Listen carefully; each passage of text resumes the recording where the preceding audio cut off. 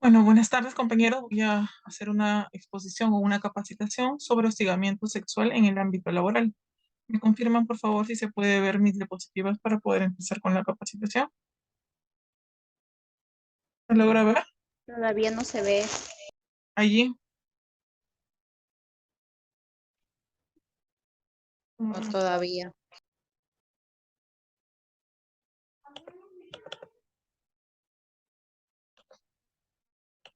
Ahora Eh, ya.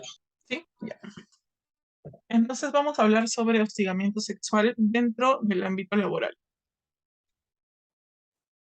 El hostigamiento sexual es una forma específica tanto de violencia de género y una de las manifestaciones más usuales, lamentablemente, dentro de las relaciones de poder en el ámbito laboral. Pero, ¿qué es en sí el hostigamiento sexual? Esta es una conducta negativa de connotación sexual que acontece en un lugar de trabajo y que produce que la persona que sufre o que es víctima se sienta ofendida, humillada, intimidada y que afecta básicamente sus derechos fundamentales. ¿Qué derechos fundamentales vulnera en este caso el hostigamiento? Pues, son la dignidad humana, la integridad personal, la no discriminación por motivo de género, la libertad sexual, la intimidad personal. eh, Existen diversos tipos o dos tipos de hostigamiento o acoso sexual. La ley que en este caso contempla este tipo de hostigamientos es la ley 27942, que nos indica que existen dos, ¿no? Básicamente que son el chantaje sexual, hostigamiento sexual típico y el acoso ambiental, hostigamiento sexual por un ambiente hostil de trabajo. Es en sí el chantaje sexual. Esto es cuando el empleador condiciona el otorgamiento o mantenimiento de ciertos beneficios laborales a favor de favores sexuales de la trabajadora o cuando ésta se sanciona o se niega a cumplir ciertos chantajes, ¿no?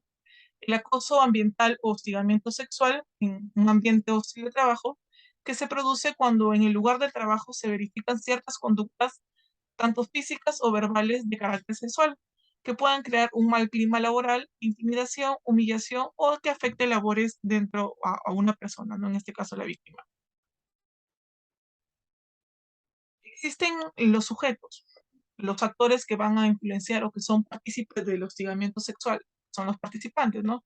Que en este caso son la víctima, que es la persona que aqueja este hostigamiento, y el hostigador. Que el hostigador, tanto puede ser hombre o mujer, es quien va a realizar las conductas o comportamientos de naturaleza sexual hacia la víctima, y puede ser hombre o mujer, como lo acabo de indicar. Básicamente es un chantaje que ejerce una posición de autoridad. Generalmente esta persona, como tiene cierta ventaja de poder, genera este tipo de conducta, ¿no? La víctima, que viene a ser hombre o mujer, no distingue el sexo y puede ser de cualquier estado civil, origen étnico, raza, religión o condición económica. Generalmente son mujeres las que son vulnerables a este tipo de delito.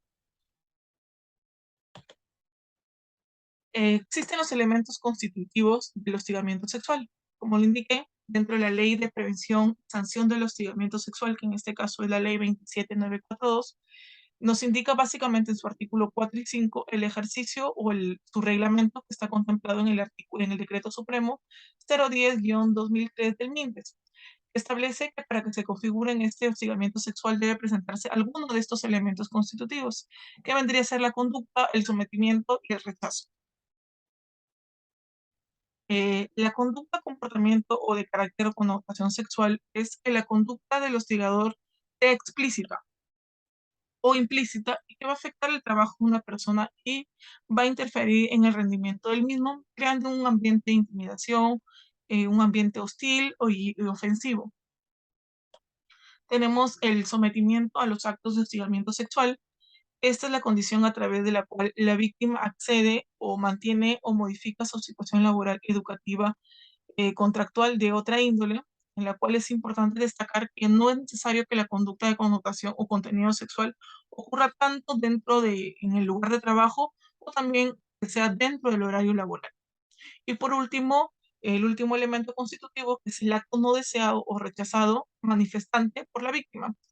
A partir de este elemento se genera que se tomen decisiones que van a afectar a la víctima cuanto a su situación laboral, ya sea educativa, militar o contractual, y lo esencial es para que se pueda configurar este elemento, es de que el hostigador eh, genere una conducta realizada por él, ¿no? Dentro de las normas tenemos que se contemplan tanto en la normativa internacional y dentro de la normativa nacional. Existen tantos diversas leyes, decretos o recomendaciones que van a proteger a la víctima de este hostigamiento. Por ejemplo, dentro de la normativa internacional tenemos a la Convención Interamericana para Prevenir y Erradicar la Violencia contra la Mujer, que fue ratificada en el Perú en el año 1996, el 6 de abril. También tenemos la Convención sobre Eliminación de todas las formas de discriminación contra la mujer, que fue ratificada en 1982, el Convenio 111 de la Organización Internacional del Trabajo. Tenemos las recomendaciones 111 y la recomendación 19 en el comité, dentro del Comité de la Eliminación de Discriminación contra la Mujer. Existen diversos convenios, ¿no? El convenio número 155, el 161 y el 187, que son dentro del marco para promocionar para la seguridad y salud en el trabajo. Y dentro de nuestra normativa jurídica de nuestro país, tenemos, por ejemplo, la Constitución Política del Perú, la ley que acabo de indicar, que es la ley principal básicamente, que es la ley 27942, que es la ley de prevención y sanción del hostigamiento sexual. Esta norma que fue modificada por la ley 29430.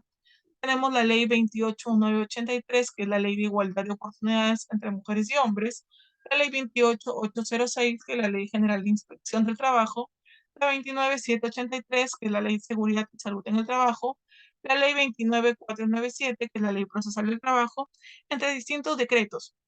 Los decretos más importantes es el decreto 276, que es la ley de bases para la carrera administrativa y de remuneraciones en el sector público. Tenemos también el decreto supremo 040-2014 del PCM, que es el reglamento de la ley del servicio civil, y tenemos así infinidad de normativas nacionales que van a proteger a la víctima de este hostigamiento. ¿Cómo prevenir, cómo generar la prevención del hostigamiento dentro del lugar de trabajo? Los artículos 63 y 64 de la ley 27942, que fue aprobada en el 2003 por el MINDES, destaca la importancia en la prevención del hostigamiento sexual como una política permanente que se debe aplicar en los lugares de trabajo, tanto públicos como privados. Y básicamente es el rol que va a generar la Oficina de Recursos Humanos para generar las acciones de prevención y difusión para evitar este tipo de delito, ¿no? Por ejemplo, una de las medidas de prevención y difusión es que la Oficina de Recursos Humanos de cada institución a la que haga sus veces, este va a ser el órgano responsable de prevenir y difundir las acciones que va a generar para prevenir este hostigamiento. ¿Cómo podemos evitarlo? Lamentablemente no se puede evitar porque existen personas y siempre va a haber víctimas que van a sufrir de este hostigamiento, lo que va a generar ciertos problemas dentro del ámbito laboral, pero como básicamente algunas recomendaciones que podemos evitarlo, ¿no? Es que comunicar a todo el personal de la institución y aquellas personas que se incorporen, o sea, que sean trabajadores, sobre la existencia de una política de prevención y sanción del hostigamiento sexual, así brindando una información completa, asequible y comprensible. Realizar campañas de detección, prevención y difusión del hostigamiento sexual dentro de la institución, tales como encuestas de opinión, buzón de sugerencias, entre otras, ¿no? Generalmente este tipo de encuestas son de manera anónima para poder así salvaguardar la identidad de la víctima, colocar en lugares visibles de la institución la información sobre el procedimiento para cómo poder denunciar y sancionar el hostigamiento sexual, llevar a cabo talleres de capacitación y módulos itinerantes que promuevan la toma de conciencia y los cambios en los patrones socioculturales que toleren y legitimen el hostigamiento sexual laboral, y coordinar con las entidades del Estado o no gubernamentales sobre acciones afirmativas a adoptar con relación a la prevención de la violencia de género y del hostigamiento sexual. Tenemos, por ejemplo, procedimientos tanto en el sector privado y en el sector público. Para poder denunciar el hostigamiento se encuentra regulado en los siguientes documentos o normativas, que es la ley que contempla la ley 27942, el decreto supremo 010-2003 del MINDES, el decreto supremo 00397, la ley nueva procesal del trabajo. Tenemos también un decreto supremo 040-2014 y la directiva 02-2015 del SERVIR.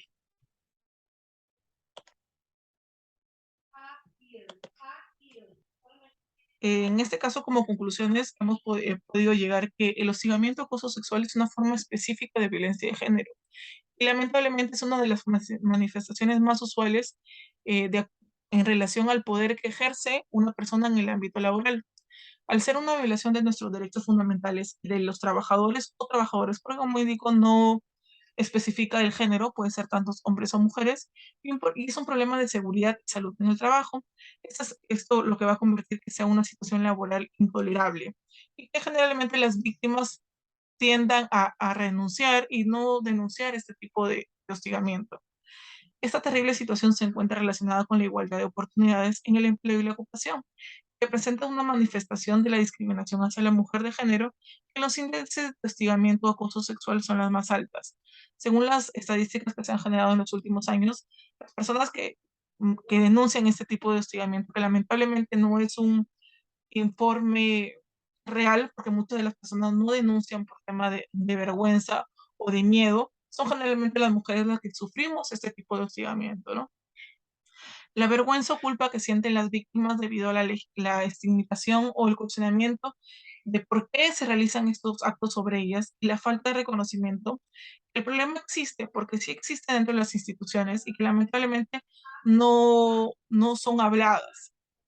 Entonces, estas se adicionan a las causas que promueven el silencio y así no se puede, lo que genera que en este caso las víctimas no lo denuncien, ¿no? Como lo indiqué, por temas de vergüenza o de miedo a perder el trabajo, porque generalmente la persona que realiza ese tipo de hostigamiento es una persona que tiene poder y que ejerce poder sobre la víctima. Generalmente es el jefe o un superior inmediato a esa persona.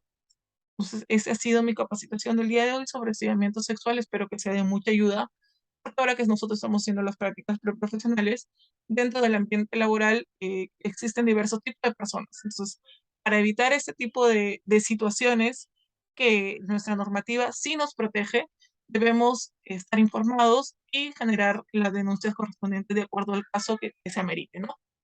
Muchas gracias.